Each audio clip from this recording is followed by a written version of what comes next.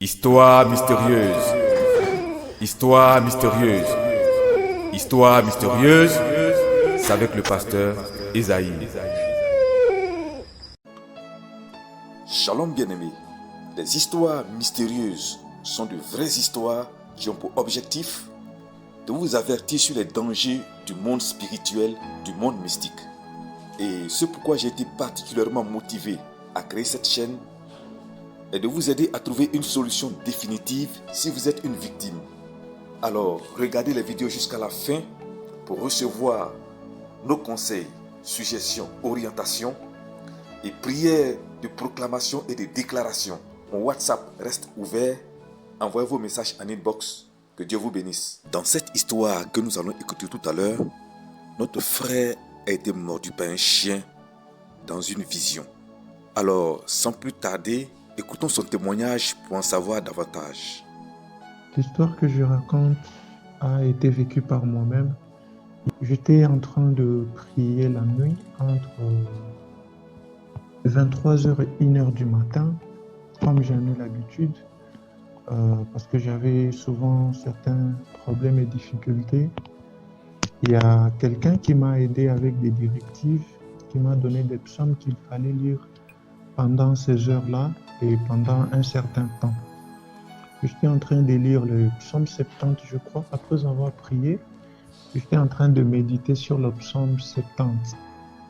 Du coup, je me suis retrouvé dans un état, je ne sais pas comment appeler ça, entre le sommeil et la lucidité, et l'état lucide comme ça. J'étais quelque part. Je n'étais pas endormi en tout cas. J'étais assis sur le lit, en train de prier. Après, j'ai commencé à lire les psaumes et j'ai vu comme un film qui s'est passé devant moi. C'est l'extrait d'un événement qui s'était déroulé en 2020, quand j'étais encore à Kinshasa. Je me suis vu dans le salon de mon grand frère. C'est un événement qui s'était effectivement passé. Le témoignage de notre frère commence dans une vision où il voit un chien. Or, voir un chien dans une vision ou dans un rêve est très dangereux parce que le chien est un animal spirituel. Et cela sous-entend tout simplement qu'une activité de la sorcellerie vient contre vous pour vous attaquer. Et Dieu merci que notre frère a tué le chien qui l'a mordu. Ce geste-là est déjà une grande victoire. Mais cette victoire n'est pas le fruit du hasard. Cela a été possible par la vie de prière et de méditation de notre bien-aimé frère. Alors au passage, j'aimerais te donner comme conseil de ne jamais banaliser, jamais négliger tes songes, tes rêves. Allons-y pour la suite du témoignage. Je me suis vu dans le salon de mon grand frère. C'est un événement qui s'était effectivement passé. Nous étions assis au salon comme ça, en train de regarder, de voir un match. Un chien est entré dans la maison et tout le monde a fui. Et le chien m'a mordu. Le chien m'a mordu, je me suis précipité, j'ai fermé la porte. J'ai poussé le canapé, j'ai coincé le chien entre le canapé et le mur. Je l'ai battu à mort, je l'ai tué. Je l'ai jeté dehors. Et le lendemain matin, il y a une tante qui vient nous voir. Elle vient nous voir, c'était vers 6h du matin. Pendant qu'on s'apprêtait, tout le monde s'apprêtait pour aller au travail parce que j'avais banalisé, mais j'avais vraiment une plaie à la jambe. Mais j'avais banalisé, je m'apprêtais pour aller au travail, tout le monde s'apprêtait pour aller au travail. La tante me dit, tu dois te faire vacciner, mais prends cet argent. C'était une affaire de 15 000 francs congolais, l'équivalent d'à peu près 7,5 $. Voilà. Prends cet argent, tu vas ajouter sur ce que tu as, tu vas aller prendre une dose de vaccin contre la rage. Une dose, c'était à 15 $ et quand on est mordu, il faut 3 doses. Je ne manquais pas de l'argent, mais comme c'était pour moi, c'était quelqu'un qui est venu compatir avec moi, j'ai pris, mais elle n'était pas informée de la situation qui s'était passée la nuit, mais tôt le matin, elle était déjà là. J'ai pris l'argent, je suis allé au travail, après ça, le soir, quand les amis ont appris que j'avais été mordu par un chien, ils m'ont dit juste il faut prier, voilà ce que tu dois appliquer sur la plaie. J'ai appliqué et puis on est allé boire de la bière. avec l'argent. Je n'avais pas utilisé ça pour la cause, disons pour la raison pour laquelle elle me l'avait donné. Je ne m'étais pas fait vacciner du tout. La situation est passée. Après, j'ai revu cette scène-là et je suis encore tombé sur... C'est comme un esprit qui m'a amené dans une autre vision. Je ne dormais pas, ce n'était pas un rêve. C'est comme si j'étais en train de voir ma Bible à la main, j'étais en train de prier. Je me suis vu devant la maison de cette tante-là. Il y avait un feu, le feu de bois qu'on met avec une marmite dessus, des choses comme ça. Une marmite fabriquée à base d'argile. C'est cette catégorie de marmite-là qui était sur le feu. Elle était en train de remuer quelque chose dans la marmite et elle prononçait mon nom. J'ai entendu une voix me dire, tu vois, elle parle à cause de son argent. Tu dois rembourser. Je me suis réveillé, je suis redevenu à l'état normal. Bien-aimé, ce n'est personne d'autre que toi qui est dans cette marmite-là. Oui, personne d'autre que toi. Et de façon mystique, ta tante sorcière était en train de te cuisiner, de te préparer dans la marmite. Puisqu'elle n'a pas pu t'avoir parce que tu as tué le chien qui t'a mordu, il lui fallait donc une autre porte d'ouverture, c'est-à-dire l'argent qu'elle t'a remis encore pour chercher à t'avoir. Mais décidément, la sorcellerie n'abandonne jamais aussi facilement. Allons-y encore pour la suite de l'histoire. J'ai entendu une voix me dire, tu vois,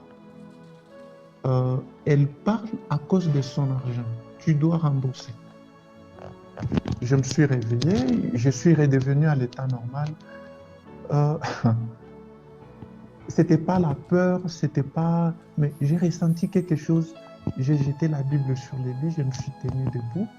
J'ai commencé à parler, quoi. J'ai commencé à parler, à annuler tout ce que j'avais. Je l'avais vu en train de dire dans la vision. Quelques minutes après, l'idée m'est venue de rappeler la personne qui m'avait donné les psaumes. Je l'ai appelé, je lui ai dit, voilà, aujourd'hui c'est le 30e jour de la prière que j'étais en train de faire, comme tu m'avais donné des directives sur le psaume. Parce que mon souci était que je voie s'il y a quelque chose que je fais de mal, mais qui ne devrait pas être fait. Je vous épargne des détails par rapport aux difficultés que je suis en train de vivre et des complications, que Dieu me les montre. Qu'est-ce qui ne marche pas? Qu'est-ce que je mal fais et que je dois corriger? Ou soit, qu'est-ce que je suis en train de faire que je ne devrais pas faire? Alors, j'ai contacté la personne qui m'avait aidé avec les psaumes. La personne me dit, bon, moi je n'ai rien à te dire. Ce ne sont pas tes propres pensées ni tes hallucinations. Tu as reçu un message, c'est clair. Si tu as l'argent, prie sur ça. Et au mieux, je te conseillerais d'envoyer le triple. Tu prends une part équivalente à la somme qu'elle t'avait donnée, tu donnes aux veuves. Donc tu vas prier avec cet argent cette nuit, tu donnes aux veuves. Et le lendemain, tu vas lui expédier son argent. Tu lui expédies le triple de la somme qu'elle t'avait donnée. Toi, tu pensais que c'était pour une bonne intention, elle était venue compatir, alors que c'était... comme la nuit, elle avait raté, tu as abattu le chien.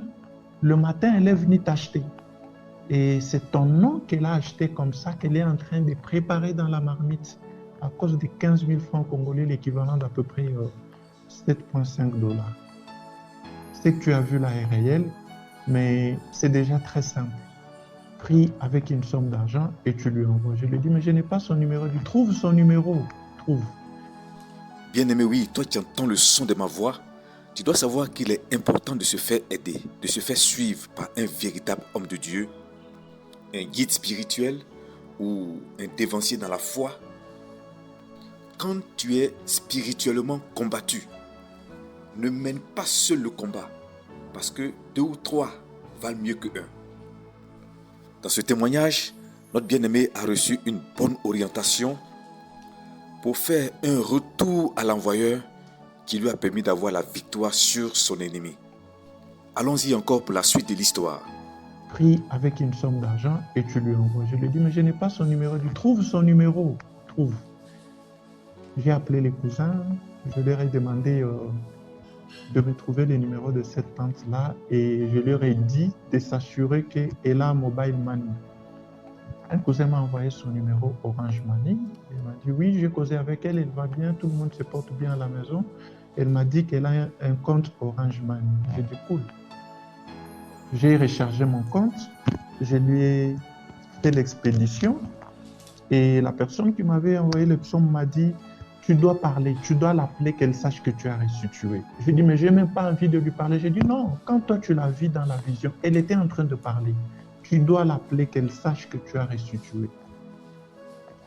J'ai appelé, après avoir fait le transfert, j'ai appelé. La première question que la tante me pose, aujourd'hui tu m'as rêvé, c'est pourquoi tu m'as appelé, parce que ça fait plusieurs années on ne causait pas. Je lui ai dit, oui, je t'ai rêvé, c'est pourquoi je t'ai appelé pour te saluer et savoir comment tu vas. Elle me dit, nous allons bien, on va tous bien. J'ai dit, ok, je viens de t'effectuer un dépôt sur ton compte Orange Money. Tu vas chercher du sucre, le savon ou bon, n'importe quoi. Ou soit tu achètes les unités pour tes communications, quoi. Tu achètes les unités pour tes communications. Elle rit. Elle me dit, je n'ai pas un compte Orange Money. J'ai au moins un compte M-Pesa. Je lui dis, ok, dicte-moi ton numéro M-Pesa de Vodacom. Pendant qu'elle était en train de me le dicter, j'ai enregistré l'appel. J'ai noté les numéros à côté. Je lui ai expédié encore les triples de la somme. C'est tout. Au revoir, bonne soirée. J'ai raccroché. Ça fait plus d'une année qu'on ne s'était jamais parlé. 2 jours après, c'était le mardi. Non, elle m'a appelé plus de 20 fois. Je n'ai pas répondu, j'ai refoulé les appels, j'en avais assez. J'ai appelé la personne qui me donnait des directives. Elle m'a dit, mais elle t'a perdu. Pendant que tu étais en train de faire les transferts d'argent, elle ne savait pas du tout ce qui s'est passé. Mais maintenant, elle se rend compte que tu n'es plus dans sa marmite. C'est tout à fait normal qu'elle continue à t'appeler. Et si par mégarde, tu décroches à son appel et que tu parais gentil ou poli, elle va t'avoir encore. Évite-la. Donc voilà, ne soyons pas très naïfs. Quand quelqu'un nous apporte une assistance, il faut toujours être éveillé et se rassurer qu'il n'y a pas des liens et des réclamations qui suivront derrière. Merci. J'aimerais donner un conseil à quelqu'un pour te dire de ne jamais négliger tes songes, de ne jamais négliger tes rêves. Car la Bible déclare que Dieu parle tantôt d'une manière, tantôt d'une autre, mais personne n'y prend garde. Donc, prends au sérieux tes songes et réagis immédiatement par une prière de combat ou un court moment de jeûne ou en posant une action prophétique selon l'orientation du Saint-Esprit pour annuler, briser ou détruire ce mauvais songe.